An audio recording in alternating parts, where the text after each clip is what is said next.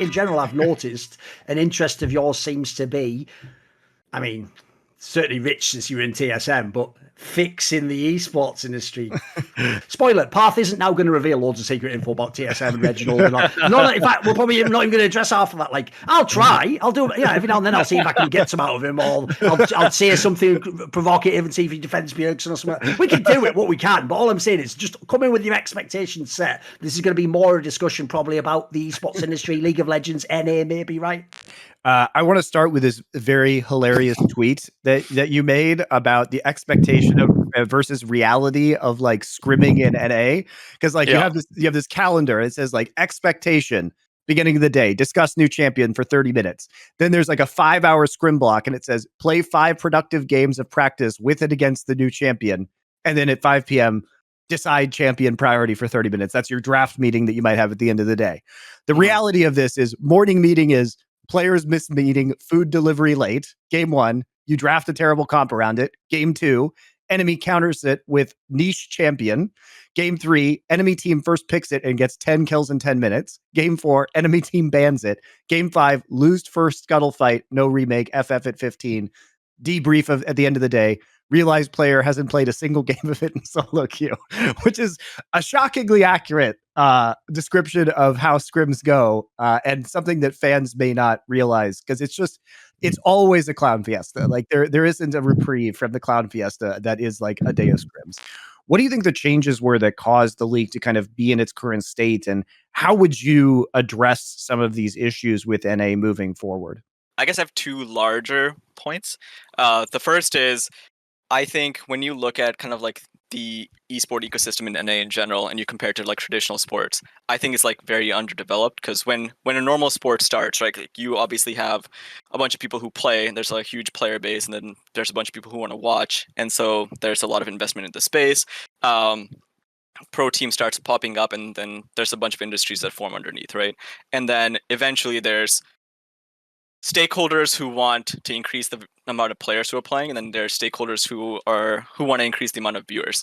And there's this like natural ecosystem that follows, with like collegiate who gets into it, amateur programs who get into it. At the community level, you get a lot of support from like scholastic parents, and there's like a very good like cycle of people who go in and out. That system below the pro level and above the like recreational gamer level hasn't really been built yet in a way that's sustainable for like the long-term health of the ecosystem. And so that's like one part of it. I think a lot of people who used to play League and like watch League for the reasons that they did, that kind of group has been carved out by a lot of other esports who've come into the space. And I don't necessarily think that League of Legends is as prominent among like the group who's growing up now as it was before. And so I think that's one natural element of the ecosystem that I don't think is like very solvable in the short term. The other answer for me is that let's look at like what the league was like pre-franchising, right? You had a bunch of teams and players who had to play this game of like, you had some sort of cash in terms of like capital or revenue that you were making. You had to spend that to create like the best team, and you had to invest in performance and creative, and then you had to like build fandom. Players at that point, I think pre-franchising, like they had to build a stream, they had to build a brand, right? Teams had to like focus on A, winning, and B, also making sure that they had different creative ways to like get fans to like them, that then they can like monetize off of through sponsors or their own products, right? Because they were, by the way, because they were getting paid like $1,500 a month. Yeah, right. Like at that point, there was not enough stability in the league, so you just had to like run this like very basic model of like how to run an org and how to be like a professional player that can sustain themselves and grow off the opportunity of the viewership that were given. The problem happened in terms of like franchising, and what happened afterward is players obviously, like a lot of teams started indexing in performance, so they spent a lot of money for players to perform at their best, and players now no longer were incentivized in a lot of ways to activate and build fandom. I feel like that was kind of an art that became lost through this. And also a lot of the teams that came into the league, you're looking at like the Clutch Gamings and even some of the guys who like left after a year or two, they had no clear understanding of how to run this cycle. They didn't really build fandom or add any positives to the league. So now you had like a group of teams who that was sustained by like the fandom and the franchise has already existed before, and I think a lot of the new guys who've come in have really struggled to capture that, either because they haven't been able to perform and get like the eyeballs on them, or convert those into like long-term fans that then keep coming back and watching their games. So that's for me the kind of long-term answer. It's like a lost art, and I think Riot has learned from how the teams they chose in the model, and they're kind of fixing it in their approach to how they're looking at Valorant partnerships. I think one of the things that I was super disappointed by Riot by actually was the Mr. Beast had like a tournament in Vegas, and he was like inviting a bunch of players, and I think it was like that Bjergsen story where they invited him as well or something. It was right? that thing, right? And for some reason it was blocked by some group at Riot, and I was like, whatever. This is like the easiest win you're ever gonna get. Like this is the biggest YouTuber in the entire universe who is inviting one of the like franchise players from your league to come out, and you're gonna get a lot of viewers who are now gonna see this guy play, and they're gonna want to watch, right? Like it's such an easy win, and I'm not sure like what they thought that precedence was gonna set to not allow it. But I just wish that Riot explored a lot more of these venues and let things like this organically happen, because there are a lot of people who still love League of Legends and want to make it work. I don't know. I think it's like it just can't be the same exact model that every other league is doing, where you just have a bunch of orgs with the same franchise model where they bring players on, they train them, they have the regional tournaments, and then they go off to Worlds and perhaps don't do as well as they advertise and rinse and repeat. Yeah, but I will say I'm confident that the LCS has either stabilized in terms of viewership / will start increasing at least marginally starting next year. There. What do you have to say about the extremely expected results of the matchup that we saw between DRX and Live Sandbox? It was basically, it wasn't a 3-0. It wasn't a 3-0.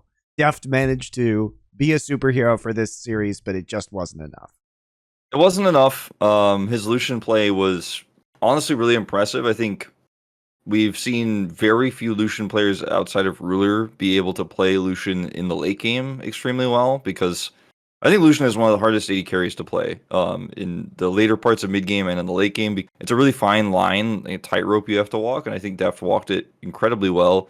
And also just straight up like carried team fights, which Lucian usually can't do. He usually kind of does boom damage in the front. Yeah, unless you're Ruler. He does the big damage in the front line, or he kills somebody instantly, then also dies, and then you hope that your team can clean up the rest.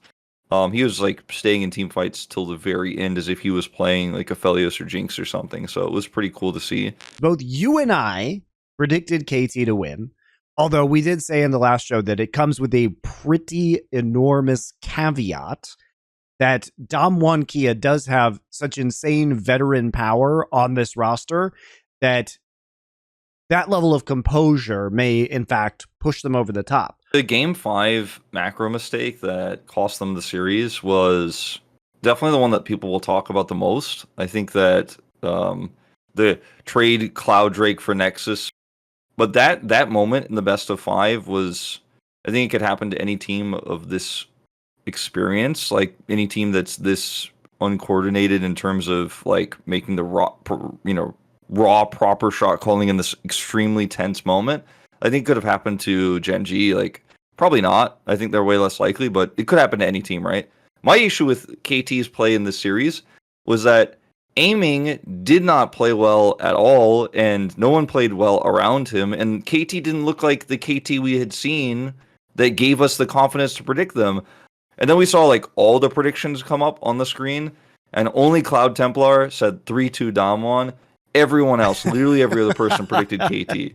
I was like, all right, reasonable prediction given what had gone on. Because KT had looked so incredibly good in their last series, that last several sets of series that they had played in regular season. By the way, which completely corroborated everything that we said on the last version of this show, which is that we think Gen G is going to pick Live Sandbox no matter who wins versus Dom1 versus KT. That ended up being true. In fact, didn't somebody on Live Sandbox said they hadn't even scrimmed Gen G in weeks because Gen G was refusing to scrim them? I think that this is a series that every player hadn't had before, really. You know, like these players hadn't really had a series where it's like, okay, we made it against the big bad. how do we beat the big bad? Okay, we choked in the last game. We didn't play to our full potential in one of those games. I think the other three they pretty much did, and it was one dimensional. But they made a great adjustment when they ran back the draft the second time, and like you said, it showed a lot of confidence. I think that it was a very telling series in terms of where these players are now. But I think it also means what they learned through this loss will definitely be huge for the upcoming regional qualifier and beyond. Damwon Kia in Game 5s.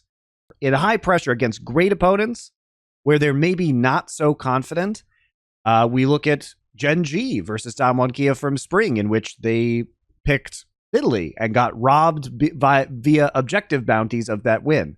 We look at Game 5 of the World Championship last year, where they decide to play Jin Yumi and Canyon on Trundle for reasons that are still mysterious. I feel like this Damwon Kia team is like, I respect their balls in these Game 5 situations to pull out the weird picks, but sometimes you just wonder why they're doing it when they are winning very hard with certain compositions like we saw in Game 4.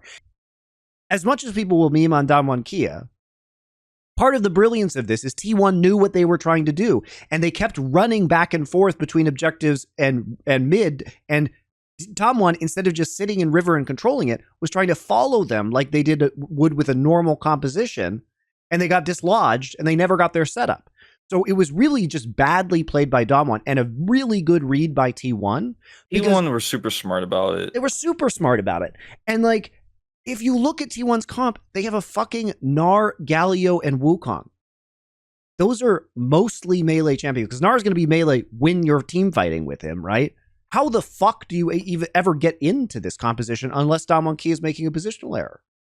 Yeah, and like the setup overall, when they did set it up, made us realize, like, and we were watching this game and we called it out in the draft, like the setup, the turrets, etc., all these things that you're talking about. But in practice, when Damwon was set up, T1, not only did they not fight, they made cross-map plays and they reacted extremely quickly. Like, they were 100% ready for this. And I think this is Faker being a veteran. And he's like, I've seen these comps before, like, and he's telling his team, like, this is what's going on. We're not going to fight this fight, etc. And the times that T1 knew that the critical objectives were coming up, they set up first most of the time. Hey, I'm trying to create some like spiritual, like no logic, like dream world where like maybe Genji chokes, so that we can pretend that the series could be interesting. Okay. Because I think if T1 does not get a huge momentum advantage, and these players, the Genji players are like, oh man, if we can't do it this time, like, will we ever do it? Like, if that mental block doesn't happen, I don't see any world in a best of 5 where T1 win this series. I just do not see it. I cannot imagine it unless Genji choke. That is the only world I can see where Genji do not play their best games. Because if they play their best games and T1 plays their best games, my money's on Genji like every single time. Overall, even in these 6 games that Genji dropped this season, we have never really been critical of how they've played that much. Like, we haven't really been like, I'm a little bit worried about what Genji's trajectory here after that one game they lost. Like, not sure where their future lies, but we've had those same questions about T1 many, many times. Yeah. And Genji has just been the pinnacle of, the epitome of consistency all season long. And if they lose this, I don't even know what we will say on the mics when it happens, because it is just so unbelievable. No one is.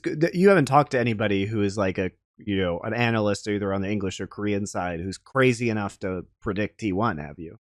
No one. I have not heard a T1 prediction from anyone, and I don't think we will get one when we do have the official predictions for all the talent. Maybe someone like Jonah Strong or Cloud Templar is crazy enough to do the I was right prediction, right, like the Hail Mary, but I don't think you should be predicting T1 here. I don't think anybody is.